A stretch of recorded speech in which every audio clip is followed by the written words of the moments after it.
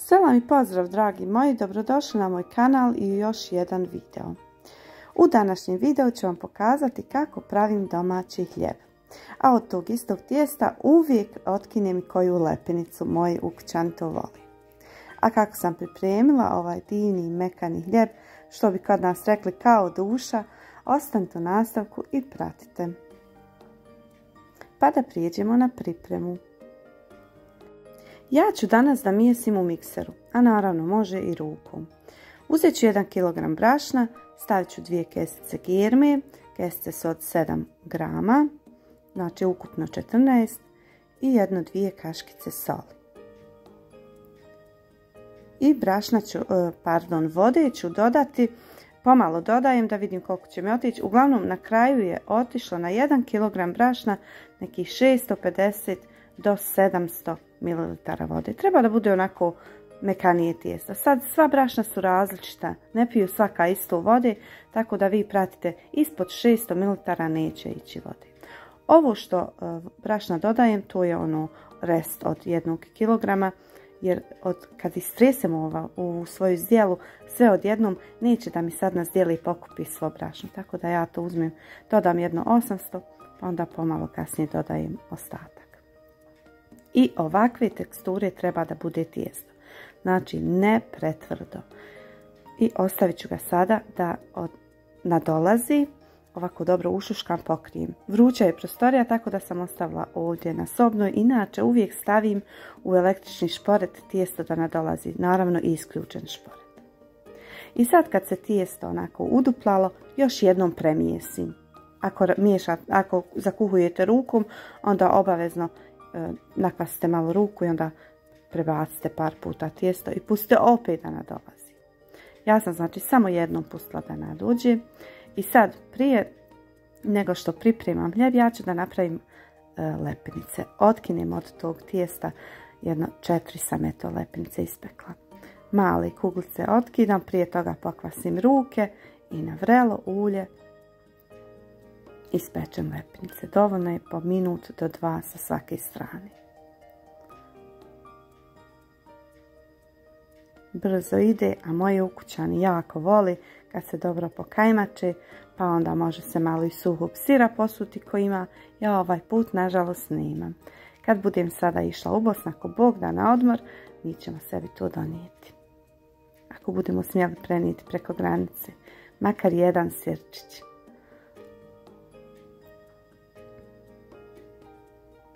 I evo vidite, skroz tanke, znači male loptice otkidam i pečem. A ovo ostatak što mi je ostalo opet ovako premijesim dobro, isprebacujem i ostavim da još jednom nadođe. Znači bukvalno 2 puta sam prekuhavala ovo tijesto.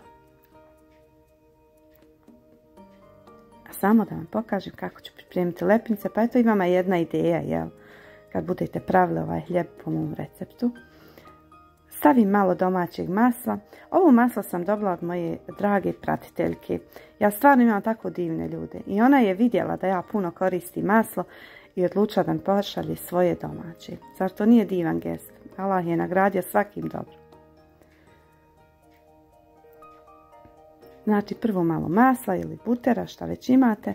I pokajmačim ovako uz mladi luk ili nasjecam jednostavno crvenog luka. Odlično. Odličan doručak ili onako brzi ručak. Ovo je moj Medi, sad će na pauzu s posla pa da jede. Sada prelazim opet na pripremu hljeba. Na jednu radnu površinu posijem malo brašna. Ja ovdje ulje ne koristim. Mada i tu nekad, eto, kako kad imam volje. Sad hoću na brašno jer mi nekako budu fine, onako lijepo mi ispadnu. I ovako podijelim. Prvo ovako malo kao odmjerim odokativno koliko mi može stati ovih loptica. Ova tepsija je 26 cm prečnika.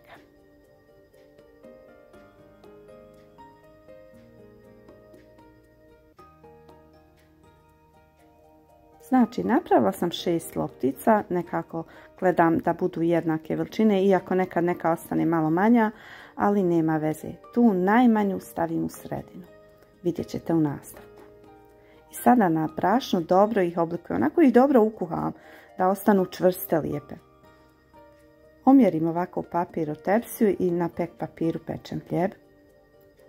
Znači bez ulja. Znači vidjeli ste, tijesto sam skroz mekano zakuhala, ali kad ga 3 puta prekuhate i premislite, pustite da nadolazi, ono postaje elastičnije i može se s njim fino da vlada. I ovako kad ga dobro na brašnu još ovako oblikujem, onda ono postane čvršće i lijepo stoji, ne razlijeva se po tepsi, fino nadolazi, bude kao neki jastočić, nešto, eto tako. I evo vidjeli ste, ovu manju ću da stavim u sredinu. A nekad kad nemam dovoljno tijesta, pa mi ne stigne za ove 6 u srednju, onda samo stavim okolo u tepsi, one će fino da nadođu, tako eto, opet se ta tepsija popuni.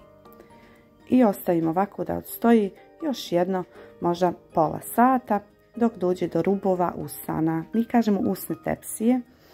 I stavim u prethodno zagrijan šporet na 250. Nekih 15 do 20 minuta dok fino ne porumeni. Dobije jednu zlatkastu boju. Vidite samo kako je fino izašlo. Onako baš brežuljkasto. I sad kad je hljeb porumenio, isključim i ostavim tako još 15 do 20 minuta da on nadolazi, kako mi to kažemo, da se istišti. I sad možete samo pokriti krpom ili malo poprskati sa vodom, ali ja volim da malo premažem sa buterom ili maslom ili samo par kapi ulja odozgo pospite, premažite malo prstima, nekako raspodijelite i pokrijte ovako prvo pek papirom, pa onda krpom da ne bi krpu mastili. I ostavila sam tako dobro da se ohladi i da fino odmekne, nekih pola sata. I pogledajte samo kako je mekan. Znači fantazija. Ako volite hrskav hljeb, hrskavu koricu, onda nemojte da ovako mažete sa buterom.